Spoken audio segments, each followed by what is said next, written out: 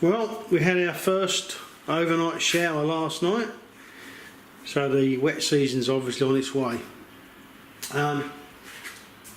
Unfortunately, we get a bit of rain overnight as the monsoon season approaches, so it's going to make the boat really wet.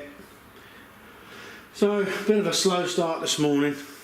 I'm going to have a cup of tea first, and then head on up to the boat in a little while and see how much water got in and how much work I've got to do to dry it and clean it out. We'll have a look.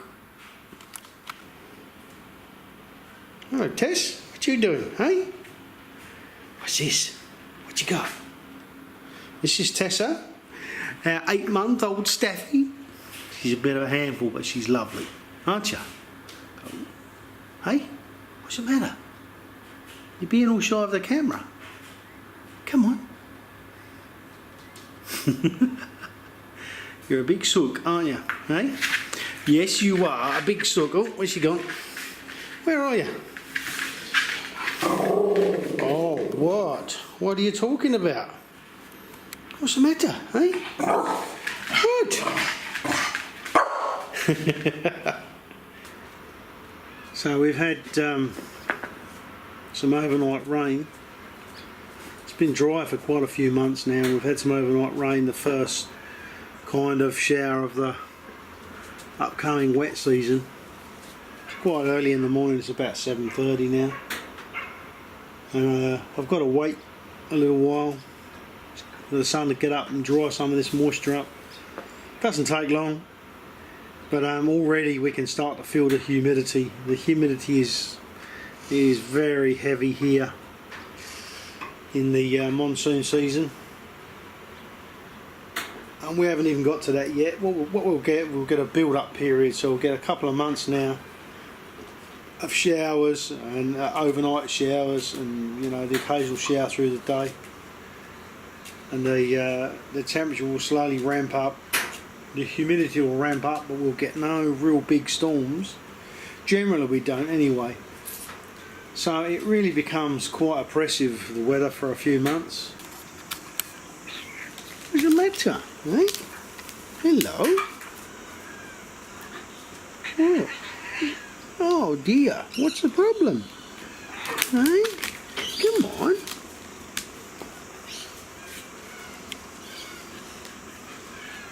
Now that must be very awkward balanced on there like that, is it? Hey? This is our cat Puss. Very original name, I know, but... Oh, where you going? Come on. Yeah, I know.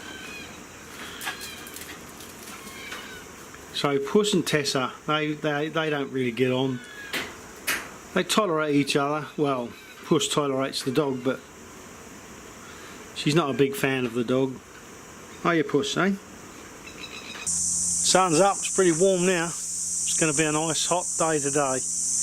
I'm just about to make my way up to the shed now. So this is where this boat project all happens. This is we're only renting this property. We've been living here for about 6 years now, and the people were really good. We looked for a house to live in where we could build a boat away from town, and it's been a really good relationship. We live in a rural area, so the neighbours are far enough away for us not to bug them too much with noise. And you can see the boat is up the back of the block there. So this is the trek I make every day, going up to the workshop, the shed.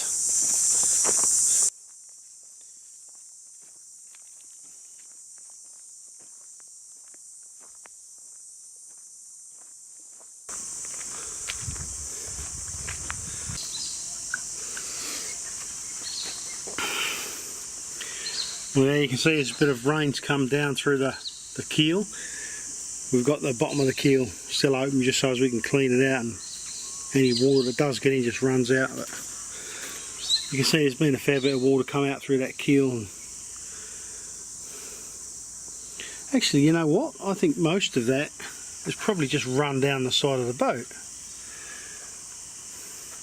Some of it's come out through the keel, but I think a lot of it has actually run down the side of the boat and just trickled and dripped.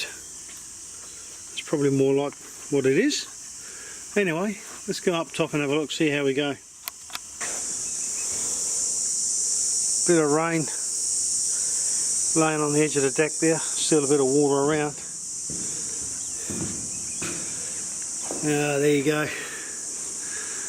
So the inside got a bit of a soaking. And the issue with that is though, it's painted and there's plenty of primer, holding primer under that grit and sand, but the problem is that moisture will sit now in there for some time, and has the potential to get in under the stringers and frames and corrode it. So I'm going to have to clean that all out, and I'm going to have to get some sheets and cover this up because we've got more rain forecast over the next few days, and this will just exacerbate the problem and make it harder and harder to keep clean.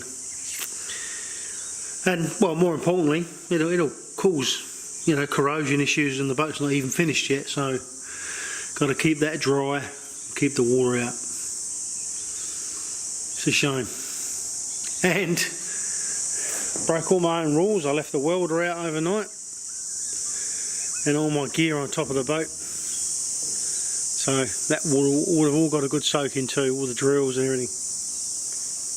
It's, you know, we normally have really long periods of dry weather, so I've got caught out a bit there. It was a bit silly. Anyway, not too bad. The worst part's going to be cleaning out under the boards down in the hull.